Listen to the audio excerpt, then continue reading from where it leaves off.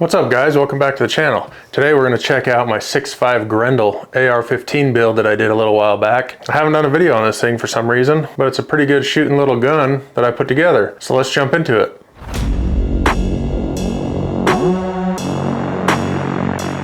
This is my 6.5 Grendel build that I put together. This isn't an expensive gun to build, but I wanted to make it quality. I didn't have a 6.5 Grendel at the time, so I wanted to try one out. It's kind of a unique cartridge. I didn't want to go overboard and build an extremely expensive gun, so I kind of took a little bit more of a budget approach. Yeah, there are some things that cost a little bit on this gun, but let's go through all the parts and pieces I used, kind of go through some differences, what you can use a caliber like this for, and stuff like that. So I started with the lower receiver. This is a no frills lower receiver. Pretty much run of the mill. It is kind of an enhanced receiver. It has the trigger guard that's built in underneath instead of one of those that you pin on. But with a pretty standard basic lower parts kit, mil-spec lower parts kit, pins and detents, all that kind of stuff. The grip that I put on this is a Fab Defense, kind of a rubber over molded grip that works out pretty decent. It's a more vertical angle. It doesn't kick your hand back. The trigger in this is Timney Impact AR trigger. I wanted to try one of those out because I hadn't.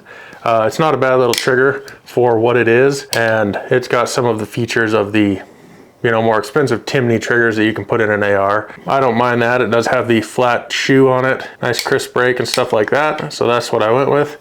As far as buttstock, I went with a Luth AR adjustable buttstock. Now these are a little bit plasticky, if you will. The adjustments on them aren't the most precise, but it does its job, and it's not a bad little stock for a gun like this. As far as the buffer system, I went with the rifle length. I believe this is also the Luth AR rifle length buffer system, so that's what I went with, and this gun functions fine.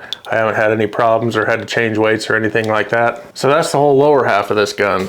Before we jump to the upper half, I got a little public service announcement, because I've gotten a lot of comments when I do certain videos or videos on certain things about caliber choice or why would you build that is pointless, among a bunch of other just hate comments that I don't really care about. But I don't care what you use your gun for. If you want to build a 6.5 Grendel and go skeet shooting with it, do whatever you want to do. I don't care, but don't care what I do with it. I wanted to build one, so I built one. Same with the Springfield Prodigy. Those videos, it's amazing how many people have an opinion on that gun. Who cares? If you want to pay $4 grand for a staccato, go pay $4 grand for a staccato. What does it matter if I buy a Prodigy and put a few parts on it and make it better? Like, that's what this channel is. I'm just a normal dude that loves the hobby. So if I want to buy a Prodigy that's a little bit cheaper and make it function exactly as a staccato and shoot as good as a staccato for cheaper, why is that a big deal? I don't think it is. That's kind of what this channel is a normal dude accessorizing his stuff that he can afford and making it what he wants. Also, merchandise is on the website. I got some hats on there now, t-shirts, hoodies, stuff like that. If you guys want a hat or a t-shirt or something like that, go check them out. I'll make sure and link it in the description. I'll also have a link in the description that takes you to my website, where I'll have more information about the parts and pieces that I'm talking about, like on builds like this. I'll have more information over there. So if you didn't catch what bolt carrier group I was talking about or whatever the case is, go over there and I'll make sure I have that info over there for you. But let's move on to this upper receiver. So the upper I use is just an Aero Precision upper. I went with an Odinworks bolt carrier group. I got a Noveske charging handle in this. These are one of my favorites. I love the way they function and feel, and I like the way the handles are. Never had a problem with them. So I have those on quite a few different guns. The barrel on this is a 20-inch Odinworks 6.5 Grendel barrel. I believe I bought this thing kind of in a package deal with the barrel, the adjustable gas block, and that bolt carrier group. But I'll look and make sure and have that info over at the build list. But I went with that. It came in stainless. I was hoping for a black one, but they didn't have one. So it came in stainless. On the end for a muzzle device, I put a VG6 Epsilon on there, which isn't bad. It functions good. It is a little bit loud, but that's to be expected. As far as optic goes, I went with a Vortex 3-18 Strike Eagle. I like these Strike Eagle line of scopes. They're kind of middle of the range budget, but they're excellent quality. I kind of like to keep things similar across platforms so I don't have to learn a different reticle every time I go shoot. If this sits in the gun safe for a year before I shoot it again, I don't have to relearn the reticle and think for a while and figure out, okay, this is how this one is versus this other scope brand. But I really like these Vortex Strike Eagles. This is a pretty good scope, and a gun like this is capable, 200 to 800 yards. That's kind of right in the meat and potatoes of the range of this thing. I know they can go further. I think that's kind of right in that range. as far as optics go. This handguard that I got, I believe it's called a Manticore, but it has these removable panels. You can put different panels in there if you want the ones that are more grippy or more smooth, whatever the case is. It does have a pick rail section up at the top in the front here, and then it's kind of slenderized right down here in the middle for getting a good grip around that thing.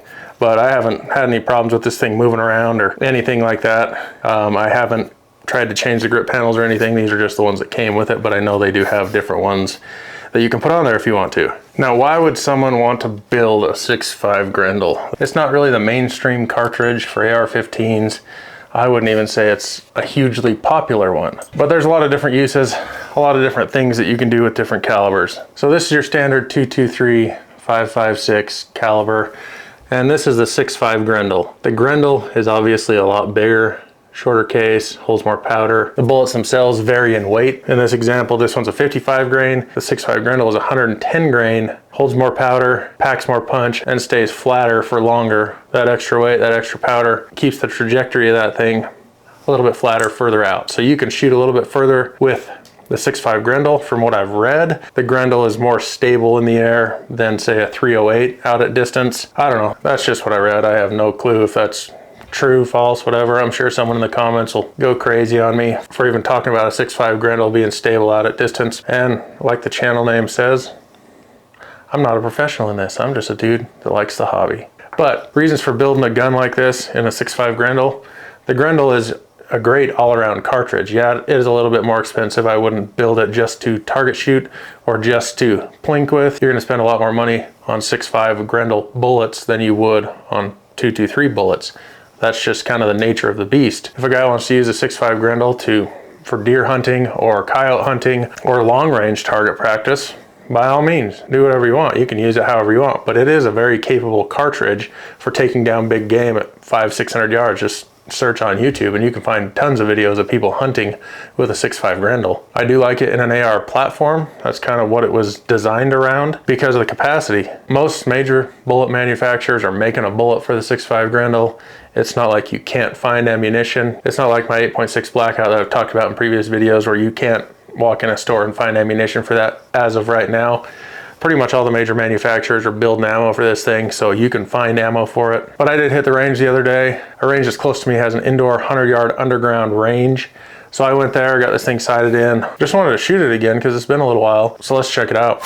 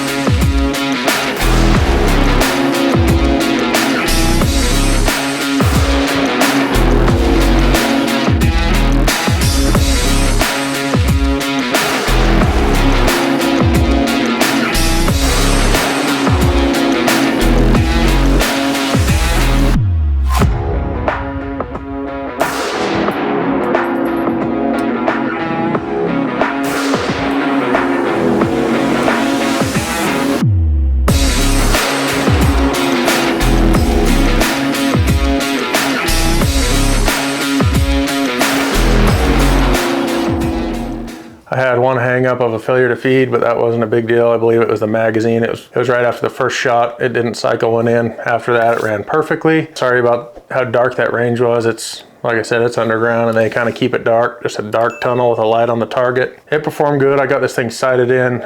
You know, I just wanted to double check and make sure everything's good to go. Recoil on a 6.5 Grendel is not very bad at all. It's minimally more than your 223 calibers, but I wouldn't hesitate to take a gun like this hunting deer or hogs or coyotes, whatever it is that you're into. This thing's pretty decent out at those mid-range levels. I'm not going to take this out and try and shoot an elk at 1,300 yards or anything like that. But what I'm saying is for kind of an all-around hunting gun, and the ammo isn't too expensive to where you can't take it out and shoot it on the weekend with the kids or whatever and throw a few rounds through it when you're target practicing either. I know someone's gonna ask, so I'll show you the trigger pull on this Timney impact trigger.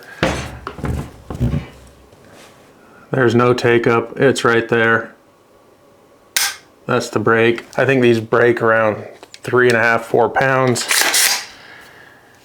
And then here's the reset. Crisp, very tactile, short reset. So it's not a bad little trigger for an AR. That is very budget friendly. But that's the 6.5 Grendel build. I just wanted to kind of show you guys this thing because I realized that I hadn't done a video on this gun or gone over the build, shown it at the range or anything like that.